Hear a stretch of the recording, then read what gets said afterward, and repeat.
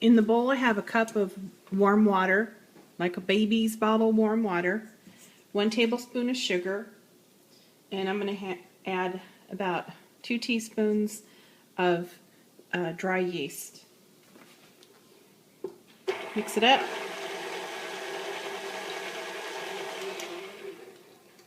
And then just let the yeast activate for about 5 minutes. The yeast is activated. I'm going to put in a tablespoon of softened butter, a teaspoon of salt, mix it up.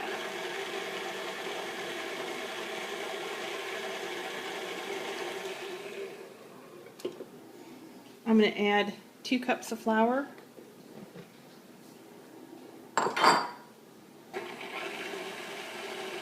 mix it on low until the dough comes together.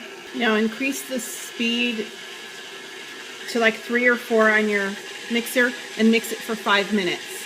After 5 minutes, we're going to transfer it to a bowl. And you can see this is a sticky dough.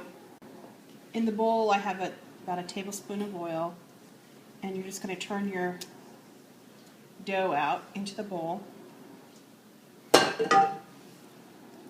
It's really sticky. Go ahead and turn it over. See, it's really a sticky dough. Okay, get it turned over, and then just cover it. Cover it with some saran wrap and let it double in size. In the meantime, I'm going to show you how I made this blackberry compound butter. In the mixer, I have a pound of butter that was softened to room temperature, and I have 12 ounces of fresh blackberries. I'm going to make a compound butter. And I've done it before where I've mixed raspberries and blackberries. And you just want to mix it till it just comes together. And just kind of try to form it into a log the best I can.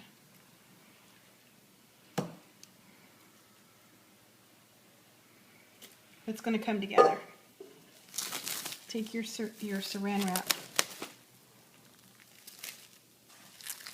and just roll it like that, and then just twist the ends opposite each other, like just twist them. I'm twisting this one forward, I'm twisting this one backwards. I put a second layer of saran wrap down and roll it up in that and do the same thing. I'm going to twist this end backwards and this one forward, and it's going to tighten the log. And that's what you end up with.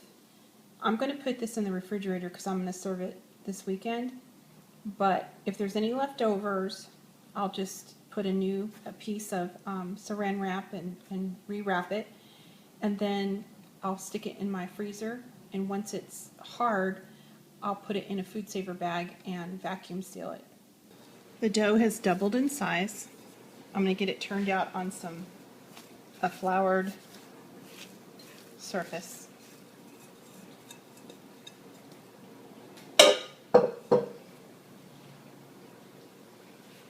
Just going to work the dough a little bit. And you can see it's not going to take much for this dough to come together. Remember how sticky it was? It's coming together really nice.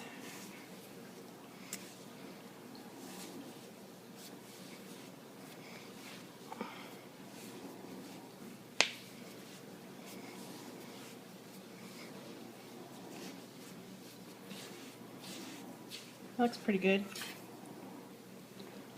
I'm going to cut the dough into 8 sections.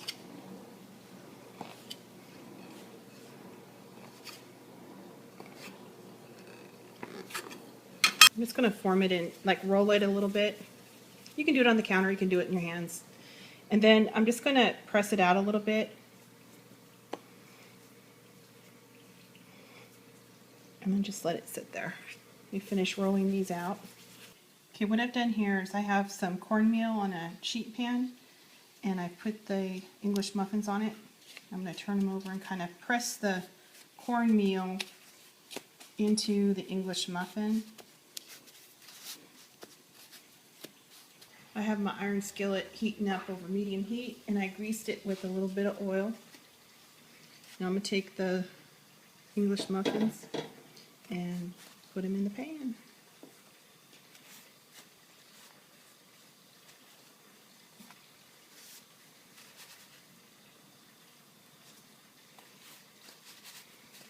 You can kind of turn the muffins a little bit just to ensure even browning.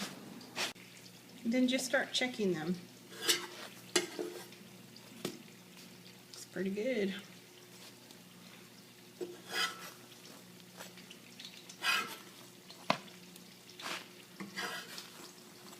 Let these ones go a little bit longer. Oh, that one looks good. When they get brown, just turn them over. Just turn them as they start getting brown. Just have to check them. Now that they're getting toasted, just go ahead and turn them out onto a cooling rack. And then just let your English muffins cool on a cooling rack. I'm just going to split one of these muffins with a fork.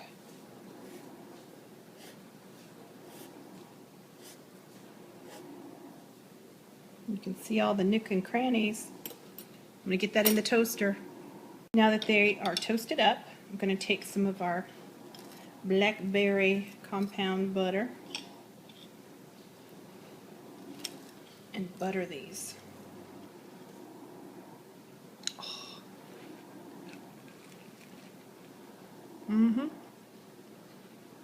Oh my gosh, that tastes so good.